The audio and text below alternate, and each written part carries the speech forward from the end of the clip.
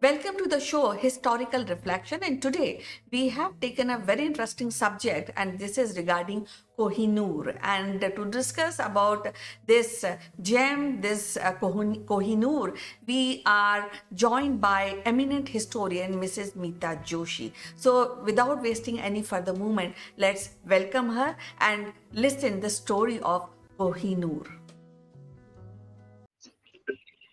Welcome to the show, Meeta ji. आज आप कैसी? How are you today? Namaskar, Kanchan. I am fine. How are you? I'm fine. Or as everybody says that these diamonds are forever, and especially I think you and me can understand the liking of diamonds and kind of jewelry we make of the diamond. And today, you know that we are discussing the most precious diamond of the world, that is Kohinoor Hira, and that's what Kohinoor diamond.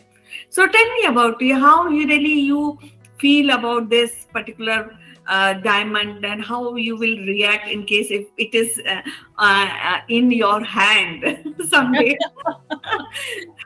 That is a tricky question.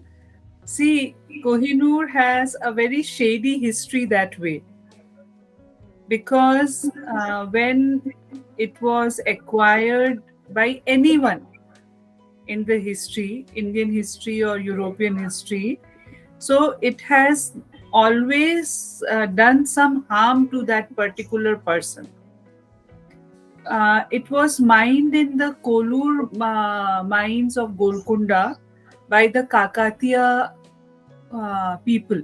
The Kakatiya dynasty was ruling the Golconda that time, and it was embedded on the left eye of the goddess Bhadrakali in Warangal. Okay, because Bhadrakali was their Kuldevi. But when Alauddin Khilji's Governor General Malik Kafur, he did an expedition towards the south around 1310 AD. That time Pratap Rudra Deva of Kakatiya dynasty was ruling the entire area. So when he saw Kohinoor, he was like awestruck because it was so shiny and so big in size. So he took the diamond and he gifted it to Alauddin Khilji. So Alauddin Khilji possessed it for a long period of time, but then Alauddin Khilji's downfall started. And when in 1526 AD Babur came and invaded India by the first battle of Panipat, so Kohinoor was presented to Babur as a war booty. And Babur also, because it was so big, at the time when it was acquired by these people, it was 186 carats. Okay, it's a huge in shape, also a huge diamond. And then Babur passed it over to Humayun, but then destiny was such that Humayun was defeated by Sher Shah Sur, and he has to leave India. He has to fled India rather in 1540 AD after the Battle of Chausa, and he took refuge in Iran. Okay, and Iran and Persia. So there, one of the invaders, Nadir Shah, when he got the diamond, so he took the diamond in his hands and he saw, and then he probably named the diamond. He said Kohinoor, because Kohinoor in Persian means mountain of light.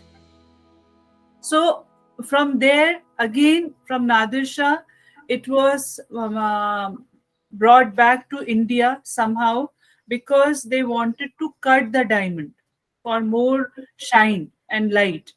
So it was brought to back to India, and then it was possessed by Maharaja Ranjit Singh in Punjab.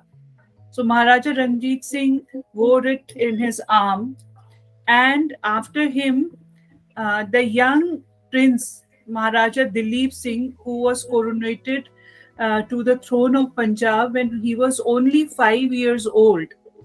So his mother, Jind Kaur, she like tied the Kohinoor on his arm as an armlet they used to wear. But then at the same time, uh, Punjab was annexed to the royal crown, okay, around 1849 AD. And then, when Queen Victoria, who was the ruling queen of England, came to know about the diamond, so she very diplomatically invited Dilip Singh to England. And because he was a small child, by the time he reached England, it was hardly, he must be 13 or 14 years old. So she said, "You are my son," and all such things. And then there was an agreement which was made, in which the royal crown annexed, the diamond was annexed to the royal crown, and it got the Queen Victoria got the possession of Kohinoor.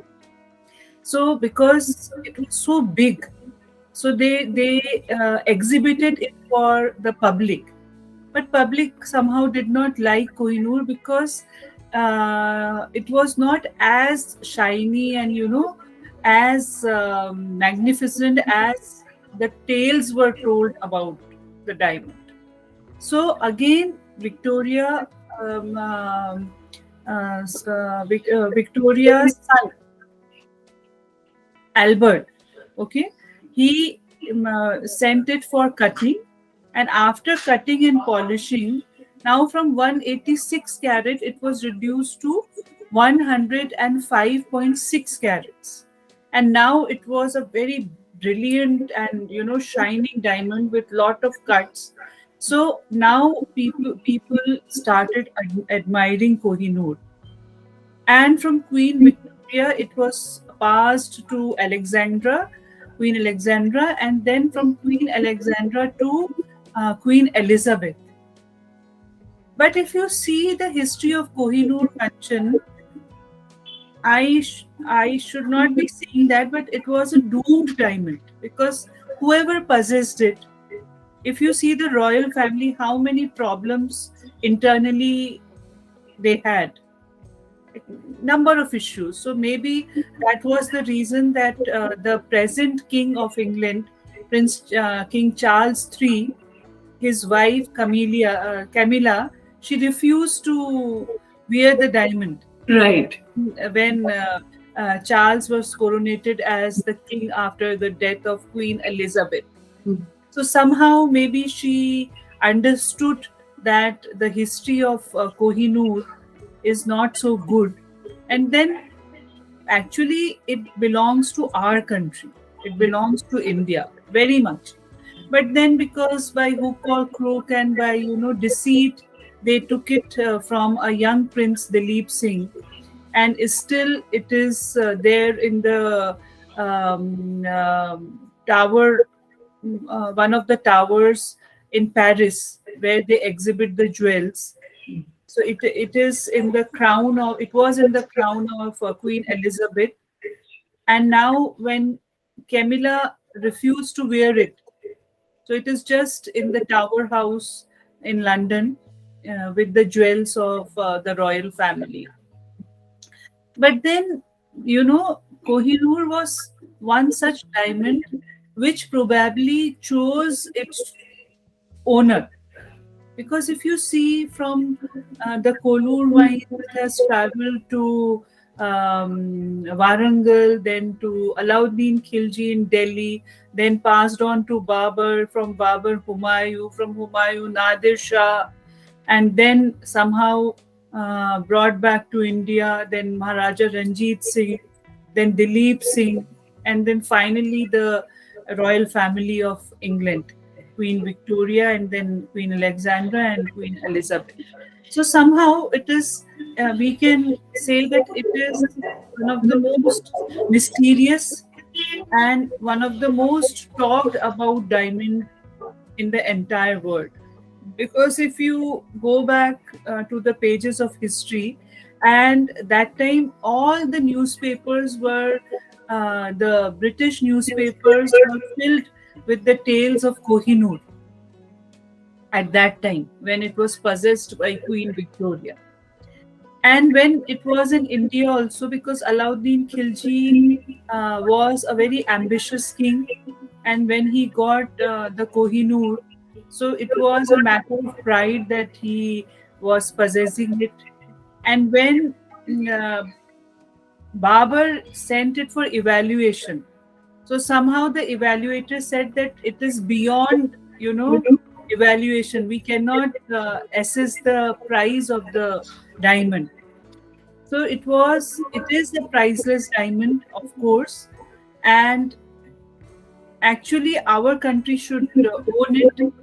But somehow, whatever has happened in the past, we lost it, and everyone knows the ways of Britishers were crooked. The colonial rule which was there in India was full of all this crookedness and deceit and all sorts of these things. So if you see in one way, maybe okay, it is in Britain. At least the problems which Kohinoor brings with it, at least India is at present not facing those problems. But then, if you see from heritage point of view, then obviously it was mined in Kolur mines of Golconda, and it was owned by the Kakatiya kings. So it should belong to us, to the Indians. But then, we don't know that in the future how things will unfold, and whether King Charles III, the present King of England, understands this and thinks of returning it back to the original owner. But again, all these things are, doubtful, and we really don't know what will happen in future. Well, as far as the demand of coming back, or maybe everybody, Indian government or Indian people, they are demanding that Konu should be returned back by Britishers, and this is being raised right from 1900, and even today.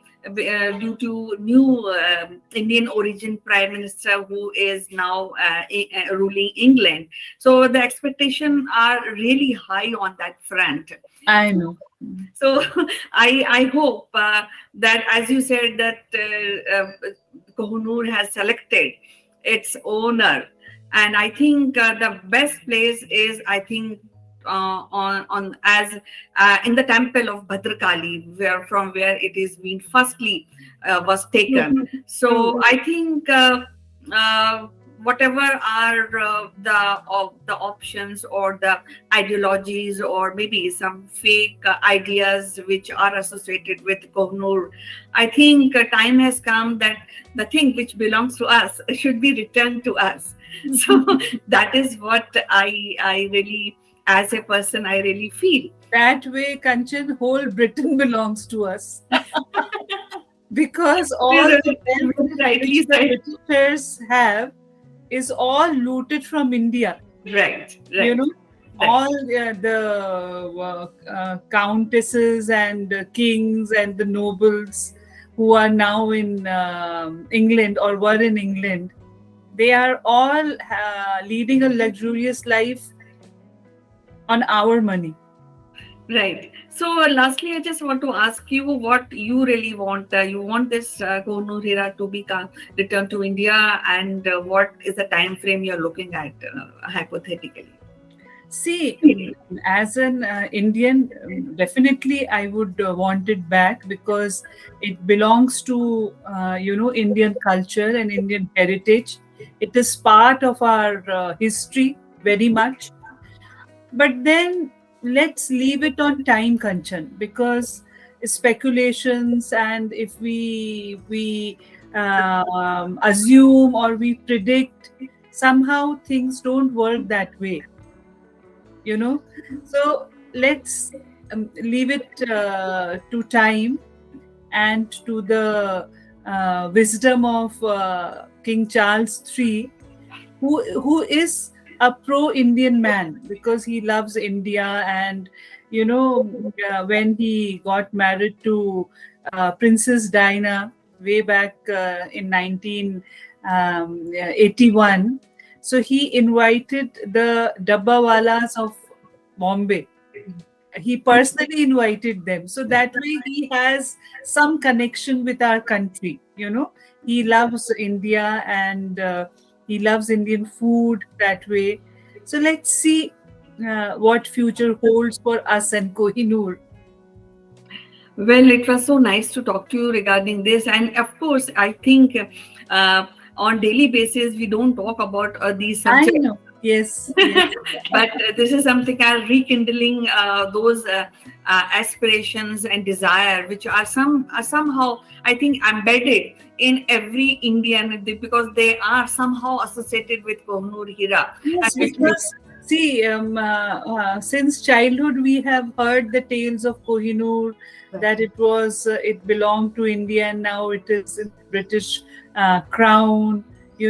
So obviously each and every Indian is associated with it passively. right. Passively, yes. So thanks for taking up this topic. So I'll be meeting again with more interesting and we have discussed the history and the aspirations of Indians which are associated with Kohinoor Hira. So I look forward for your comments, what you feel about this gem, and would you also looking forward that it should be returned to India because this is the property of India. So I look forward. I'll be meeting again. Till then, bye bye. Take care.